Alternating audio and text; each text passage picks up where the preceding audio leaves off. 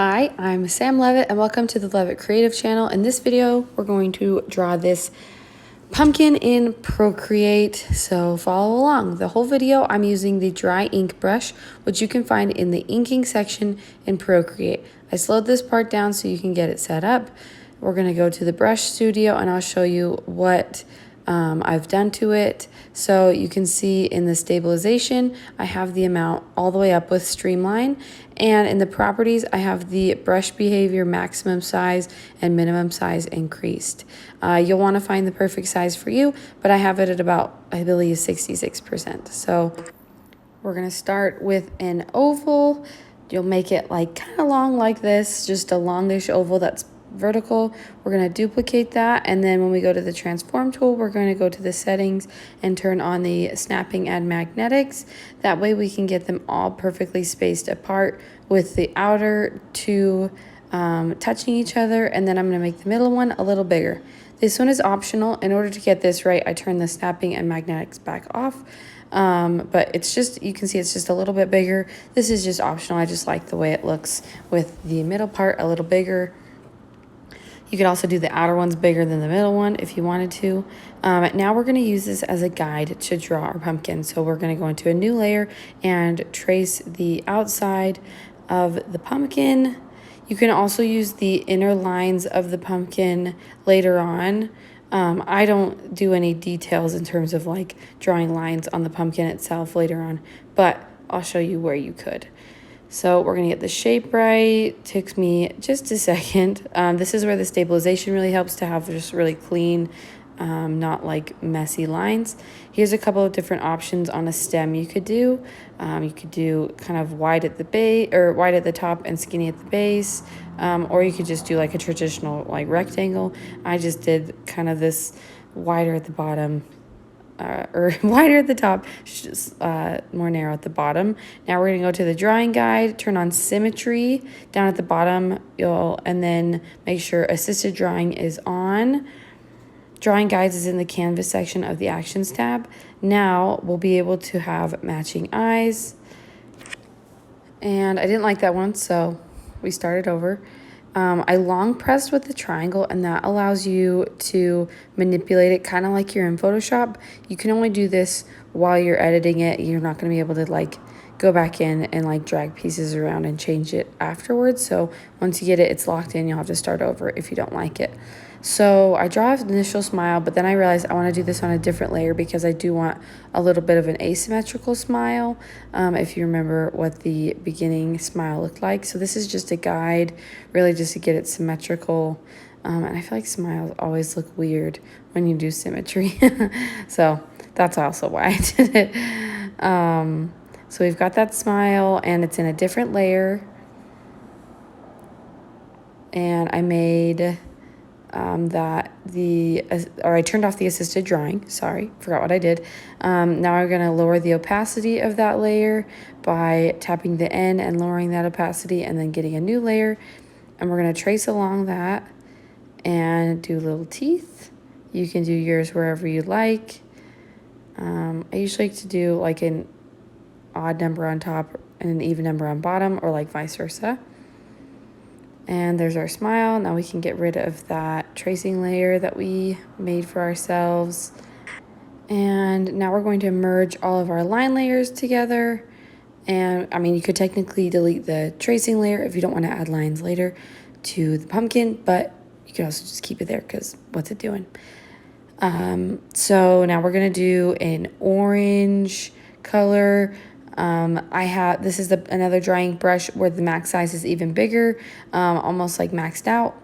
Now we're going to do selection. So you're going to make their line layer a reference layer, and then go to a new layer and tap the automatic selection tool and tap. You can see here that I'm changing the color threshold. You want it to be as high as you can by tapping and dragging to the right. And then you'll tap the brush tool and color in your sections.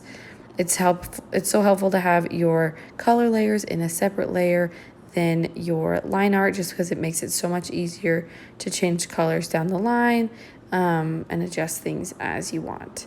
So we've colored in our stem with a brown color. I realize now that this orange is really dark that I chose the pumpkin for, and I do change it to a brighter orange later. So if you hate it as much as I do, we are going to change it to a little bit brighter of an orange. So now we're going to color in our jack-o'-lantern face.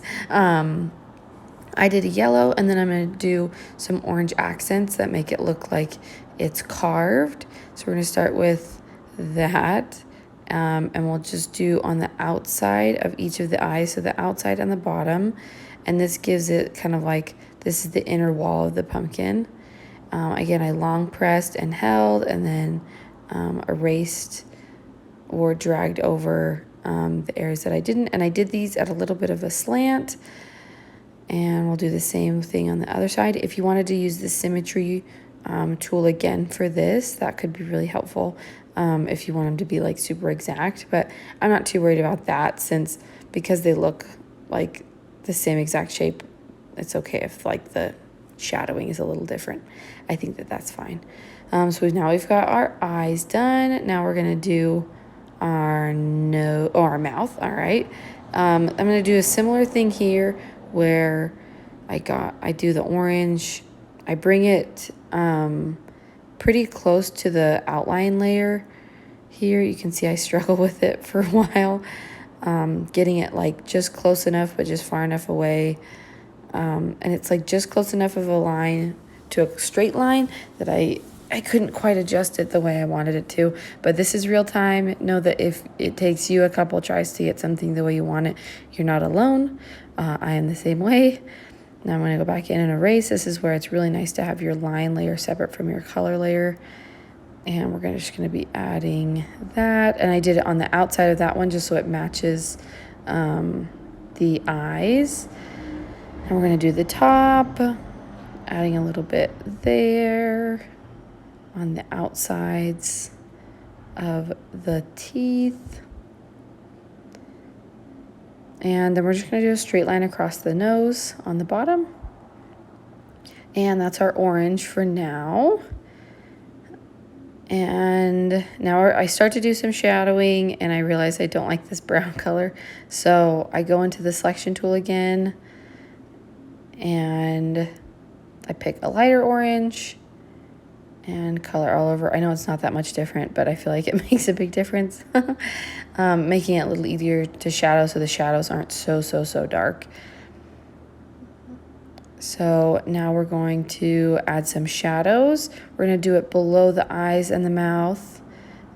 And this looks really subtle. You can't tell quite as much, but I feel like it just adds like a little bit more interest. Like it doesn't like leap out at you as a detail, but makes it look a little bit more interesting. So we're just going to add that bottom layer, almost like a little bit of a drop shadow, because the jack-o'-lantern itself is glowing. We're going to add it to the teeth, underneath the nose, and I undid it when I moved it, and I didn't realize it until just now. And then we do it underneath the eyes and a little bit up the side. Again, adding a little interest. If you wanted to do a little bit of a darker brown, you could definitely do that. I make the brown a little bit darker on the bottom shadow, and I don't make it perfect. I like start skinnier with each curve and end it a little thinner. Again, just making it, kind of quirky and interesting. It doesn't have to be like perfect edge lines everywhere. I like things to look a little bit more hand-drawn. Now we're going to add a lighter color to the highlights, to the top of the pumpkin and around the tops of the eyes. Again here, starting a little thinner, going a little thicker. Now we're going to go above the eyes, just around that top little part. Just adding a little bit of visual interest around those. This is where it's really nice to just have your lines layer on top. And so you can just color really easily and not have to worry about being like so exact and so perfect. So now we've got it on our nose. And now just a little bit on our mouth, just the very top part.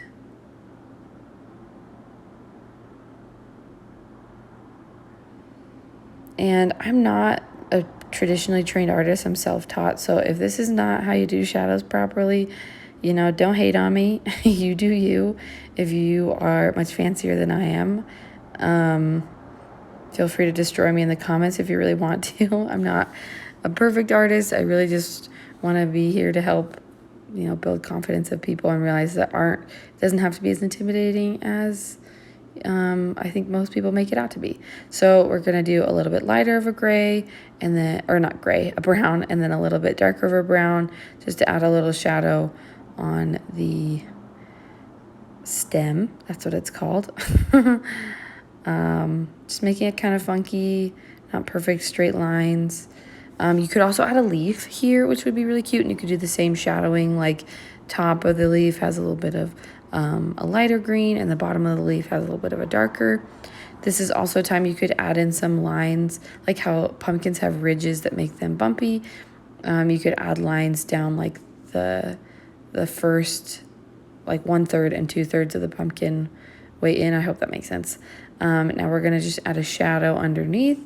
I did an overlay layer. So if you tap the N on your layer and go to overlay and then just do a darkish gray over any color background you do, it will make it just like a darker shade of that color. So there's our shadow. And I was trying to think if I wanted to do anything else. I was like debating on whether or not we were going to do a glow, but that is it. Thank you so much for following along, and feel free to ask questions in the comments and subscribe for more.